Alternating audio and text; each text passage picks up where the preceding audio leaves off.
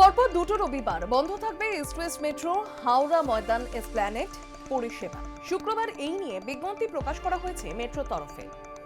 জানানো হয় 12 এবং 19শে জানুয়ারি মেট্রো চলবে না এই রুটে। রবিবার এমনিতেই এই লাইনে শিয়ালদা সেক্টর 5 এর মধ্যে পরিষেবা বন্ধ থাকে। আধিকারিকরা জানান, ইন্টারলকিং এর কাজের জন্য সল্টলেক সেক্টর 5 থেকে হাওড়া ময়দান পর্যন্ত লাইনে আগামী 2 রবিবার কোনো মেট্রো চলাচল করবে না। যেহেতু রবিবার অফিস যাত্রীদের চাপ কম থাকে এবং নিত্যযাত্রীদেরও চাপ খানিকটা কমই থাকে, তাই রবিবারই পরিষেবা বন্ধের সিদ্ধান্ত নেওয়া হয়েছে।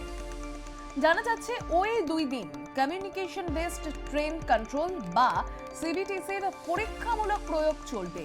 হাওড়া ময়দান থেকে সল্টলেক গোটা অংশে ইন্টারলকিং সফটওয়্যার এবং হার্ডওয়্যারের কাজ হবে। বউবাজারের বিপর্যয়ের সামনে দ্রুত গতিতে এখন এগোচ্ছে এসপ্ল্যানেডের সঙ্গে শিয়ালদার অংশ সংযুক্ত করার কাজ।